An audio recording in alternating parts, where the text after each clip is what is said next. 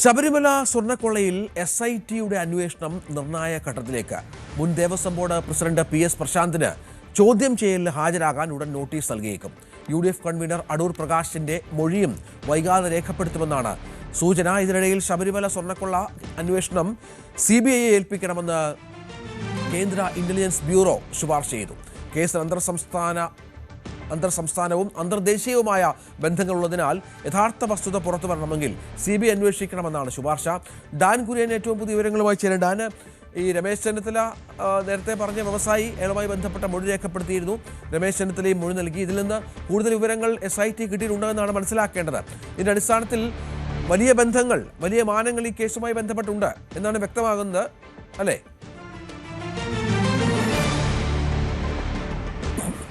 ശബരിമല സ്വർണ്ണക്കൊള്ള കേസിൽ SITയുടെ അന്വേഷണം അന്തിമഘട്ടത്തിലേക്ക് നീങ്ങുന്നതിനിടയിലാണ് നിർണായകമായ നീക്കങ്ങളിലേക്ക് പ്രത്യേക അന്വേഷണ സംഘം കടക്കുന്നത്. അതിന്റെ ഭാഗമായാണ് മുൻ ദേവസ്വം ബോർഡ് പ്രസിഡന്റ് PS പ്രശാന്തിനെ വീണ്ടും ചോദ്യം ചെയ്യാനായി വിളിച്ചു വരുത്തിയേക്കും എന്നുള്ള വിവരങ്ങൾ പുറത്തു വരുന്നത്. അതോടൊപ്പം UDF കൺവീനർ അടൂർ പ്രകാശിന്റെ മൊഴിയും വൈകാതെ തന്നെ അന്വേഷണ സംഘം രേഖപ്പെടുത്തിയേക്കും. സോണിയാഗാന്ധിയുടെ അടുക്കൽ ഉണ്ണികൃഷ്ണൻ പോറ്റി എത്താനിടയായ സാഹചര്യം സംബന്ധിച്ച വിശദമായ വിവരങ്ങൾ ചോദിച്ചറിയുന്നതിന് വേണ്ടിയാണ് UDF കൺവീനറുടെ മൊഴിയെടുക്കാനുള്ള ഒരു നീക്കം അന്വേഷണ സംഘം നടത്തിക്കൊണ്ടിരിക്കുന്നത്. അതിനിടയിൽ കഴിഞ്ഞ ദിവസം മുഖ്യമന്ത്രിയുടെ വാർത്താ സമ്മേളനത്തിൽ മാധ്യമങ്ങൾ പലതവണ ചോദിച്ചിരുന്നു, ഈ കേസിൽ ഇതിൻ്റെ ഒരു രാജ്യാന്തര മാനമൊക്കെ കണക്കിലെടുത്തുകൊണ്ട് മറ്റ് തരത്തിലുള്ള ഒരു അന്വേഷണം കേന്ദ്ര ഏജൻസികൾ അന്വേഷിക്കേണ്ട ആവശ്യമുണ്ട് എന്ന നിലപാടിൽ BJP ഉൾപ്പെടെയുള്ള കക്ഷികൾ ഉറച്ചു നിൽക്കുകയാണ്. അതിന് മുഖ്യമന്ത്രി നൽകിയ മറുപടിയും ഹൈക്കോടതി തന്നെ ഇപ്പോൾ നടക്കുന്ന അന്വേഷണത്തിൽ തൃപ്തി രേഖപ്പെടുത്തിയിരിക്കുകയാണ്. അവർക്ക് ഏതെങ്കിലും വീഴ്ച സംഭവിച്ചതായുള്ള പരാമർശങ്ങളൊന്നുമില്ല, പിന്നെ എന്തിനാണ് മറ്റൊരു ഏജൻസിയുടെ അന്വേഷണമെന്നായിരുന്നു. അതിനിടയിലാണ് കേന്ദ്ര ഇന്റലിജൻസ് വിഭാഗം കേസിന്റെ അന്വേഷണം ഇതിന്റെ അന്തർദേശീയ മാനങ്ങൾ കൂടി കണക്കിലെടുത്തുകൊണ്ട് അന്വേഷണം CBIക്ക് വിടണമെന്നൊരു ശുപാർശ മുമ്പോട്ട് വെച്ചതായുള്ള വിവരങ്ങൾ കൂടി പുറത്തു വരുന്നത്. എന്തായാലും തിരക്കിട്ട ചർച്ചകൾ ആഭ്യന്തര വകുപ്പിൽ ഈ വിഷയവുമായി ബന്ധപ്പെട്ടൊക്കെ നടക്കുന്നുണ്ട്.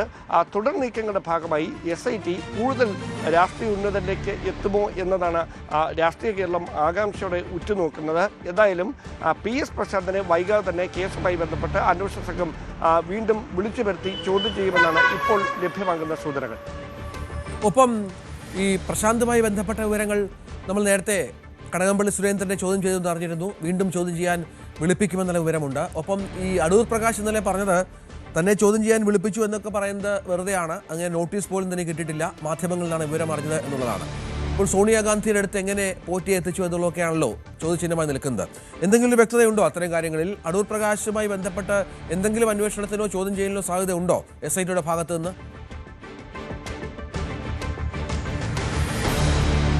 അടൂർ പ്രകാശുമായി ബന്ധപ്പെട്ട് ഉയർന്നു വന്നിരിക്കുന്ന വിമർശനം ഉണ്ണികൃഷ്ണൻ പോറ്റിയെ സോണിയാഗാന്ധിയുടെ അടുക്കൽ എത്തിച്ചത്, അതായത് ഉണ്ണികൃഷ്ണൻ പോറ്റി തന്നോടൊപ്പം വരണമെന്ന് അടൂർ പ്രകാശ് MPയോട് ആവശ്യപ്പെട്ടു. അങ്ങനെ ഉണ്ണികൃഷ്ണൻ പോറ്റിക്കൊപ്പം അടൂർ പ്രകാശും സോണിയാഗാന്ധിയുടെ വസതിയിലേക്ക് എത്തി അവരെ കാണാൻ. അത്തരത്തിലുള്ളൊരു ചിത്രമാണ് പുറത്തു വന്നത്. അതിനപ്പുറത്തേക്ക് അടൂർ പ്രകാശിനെ കേസുമായി ബന്ധിപ്പിക്കുന്നതോ അല്ലെങ്കിൽ പ്രത്യക്ഷത്തിലോ പരോക്ഷത്തിലോ ഉണ്ണികൃഷ്ണൻ പോറ്റിക്ക് ഏതെങ്കിലും തരത്തിലുള്ള സഹായം പുറത്ത് ഈ തട്ടിപ്പിന് ചെയ്തു നൽകിയതായിട്ടുള്ള അങ്ങനത്തെ ഒരു വിവരങ്ങളിലേക്കും അന്വേഷകർ കടന്നിട്ടില്ല. അത്തരമൊരു സൂചനകളുമില്ല.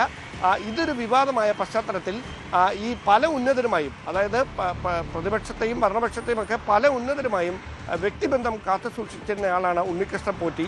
ആ ബന്ധങ്ങൾ ഈ തട്ടിപ്പിനെ മറയാക്കി ഉപയോഗിച്ചിരുന്നു എന്നാണ് SITയുടെ കണ്ടെത്തൽ. അതിൻ്റെ ഭാഗമായാണ് സോണിയാഗാന്ധിയുടെ അടുക്കൽ എത്താനിടയായ സാഹചര്യം. അതായത് കോൺഗ്രസിൻ്റെ രാജ്യത്തെ ഏറ്റവും പ്രമുഖയായ നേതാവാണ് സോണിയാഗാന്ധി.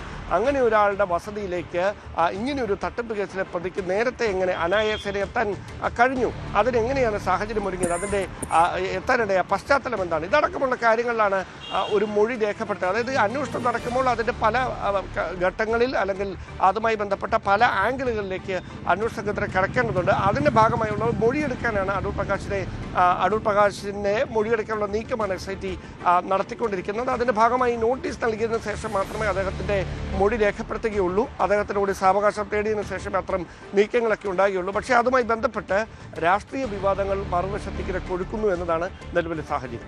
അതാണ്. ഏതായാലും രാഷ്ട്രീയ വിവാദങ്ങളുണ്ട്. ഡാൻ പറഞ്ഞതുപോലെ SITക്ക് വിവിധ തലങ്ങളിലുള്ള അന്വേഷണം ഇതുമായി ബന്ധപ്പെട്ട കാര്യങ്ങൾ വ്യക്തമാകേണ്ടതുണ്ട്. മറ്റൊന്നാണ് ഇപ്പോൾ കേന്ദ്ര ഇന്റലിജൻസ് ബ്യൂറോയുടെ ശുപാർശ. ഈ കേസിന് കേന്ദ്ര അന്തർദേശീയ ബന്ധങ്ങളുള്ളത് കാരണം CBI അന്വേഷിക്കണം എന്ന ആവശ്യമുണ്ട്. CBIയുടെ ഈ അന്വേഷണവുമായി ബന്ധപ്പെട്ട കാര്യങ്ങളിലൊക്കെ കോടതി തീരുമാനമുണ്ടാകുമെന്ന് പ്രതീക്ഷിക്കണം. കൂടുതൽ ഘട്ടങ്ങളിലേക്ക് ഈ അന്വേഷണം കടക്കുമ്പോൾ